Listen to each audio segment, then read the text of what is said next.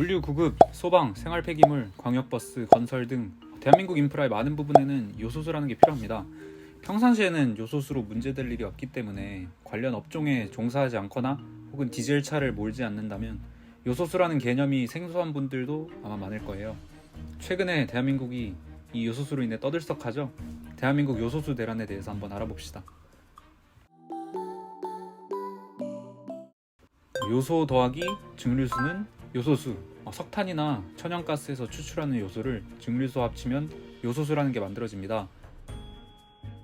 요소수는 디젤 차량이 배출하는 유해물질을 질소와 물로 분해하는 액체입니다.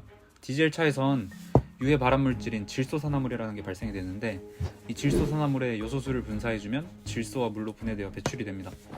유로6라는 유럽의 배기가스 규제 단체가 있어요.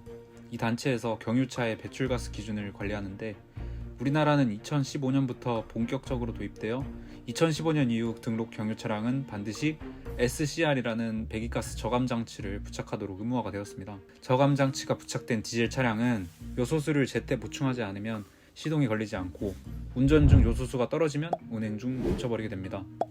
사실 디젤 일반 승용차까지는 요소수가 엄청 급하진 않아요. 한번 완충을 하면은 15,000에서 20,000km까지 주행이 가능해요. 그런데 디젤 화물차나 대형 상용차들은 급합니다. 이 차들은 한 번 넣어도 300, 400km마다 한 번씩 요소수를 보충해 주어야 운행이 가능하거든요. 그래서 화물 트럭 운전하시는 분들이 아주 난리가 난 겁니다. 그럼 대체 왜 이 난리가 났느냐? 사실 요소수는 평소에 공급에 대한 걱정은 누구도 하지 않던 정말 익숙한 필수제 중에 하나예요. 근데 올해 여름부터 호주랑 중국이 엄청 싸우고 있는 거 아시죠? 둘 사이에 계속해서 무역 전쟁이 일어나고 있습니다. 그것 때문에 호주가 중국에 석탄을 수출하지 않고 중국도 똑같이 호주로부터 석탄을 수입하지 않고 있어요. 원래 중국은 평소에 호주로부터 많은 석탄을 수입해 왔었는데, 이번엔 또 자국 친환경 정책들까지 맞물려서 이렇게 전력난이 계속 이어질 수밖에 없는 상황이 된 거죠. 그렇기 때문에 당장 자기 나라 상황이 급하니까 원자재 수출 통제하고, 그 통제에 한국에 수출하는 요소수도 있던 겁니다. 국내 요소수 중에서 중국 수입 비율이 98%입니다. 게다가 우리나라에서 디젤차 비율이 38%, 세계에서 가장 높은 편이죠. 이런 정황상 중국의 수출 통제 하나만으로 이렇게 온 나라가 떠들썩해질 수밖에요. 이 상황을 해결할 수 있는 방법은 국내 생산, 해외 수입 두 가지 방법뿐입니다. 지금 바로 국내 생산을 돌리기에는 준비가 너무 미흡합니다. 그래서 당장 보았을 땐 해외에서 수입해오는 방법뿐이에요.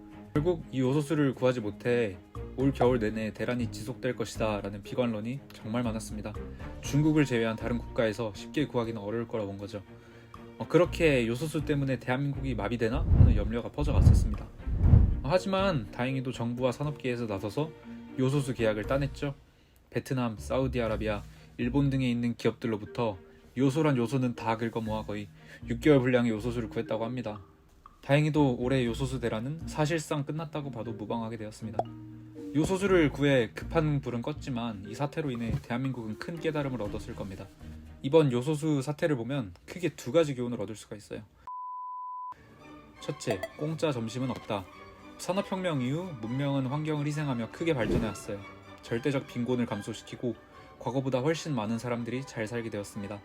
그러나 마냥 환경을 희생시키며 성장할 수 있는 시대는 끝나가고, 현재 인류는 환경과 경제 성장의 갈림길에 멈춰서 있습니다. 점점 뜨거워지는 지구를 멈추기 위해서는 절대적인 온실가스 배출 감소가 필요한데, 절대적인 온실가스 배출 감소를 위해서는 결국 절대적인 소비를 줄여야 하거든요. 우리가 겪은 요소수 사태만 봐도 중국이 친환경을 위해 앞뒤 안 가리고 정책을 때리면서 온실가스를 줄였는데, 한국이 요소수 구하느라 온실가스 배출을 평소보다 더하면 더했죠. 친환경을 위한 대체제가 없는 상황에서 무턱대고 규제만 하면 결과적으로 더 많은 온실가스가 나오게 되는 겁니다. 규제가 아닌 소비를 줄여라. 결국 경기가 냉각되고 경제적 고통이 커질 수밖에 없습니다. 친환경 정책에 공짜 점심은 없는 겁니다. 둘째, 한국의 수입 의존성은 언제든 발목을 잡게 될 것. 요소수만이 아닙니다. 우리나라 전체 수입품의 30%가 특정 한 국가에만 의존하고 있어요. 그 수입품을 수출하는 국가에 무슨 일이 생기면은 우리나라도 그 영향을 반드시 받게 된다는 소리죠. 이번 요소수처럼 말이에요. 예를 들면 마그네슘이 있는데 한국은 마그네슘을 100% 중국에서 수입하고 있어요. 중국이 마그네슘에 대해 규제를 건다? 어떤 일이 생길지는 불보듯 뻔하죠. 글로벌 공급망이 계속 요동치고 있는데 우리나라도 수입품 중에서 항시 필요한 필수재들은 국가 자체적으로 생산할 수 있는 시스템이나 다른 공급망을 추가로 확보하면 참 좋을 것 같습니다. 이번 요소수 사태는 친환경 그리고 국가의 공급망에 대해서 한 번쯤 생각해 볼 수 있는 기회를 제공했던 것 같습니다. 그래도 발빠른 한국은 이를 계기로 다시 성찰하고 또 성장할 수 있으리라 기대도 됩니다. 지금까지 인조이스였습니다. 감사합니다.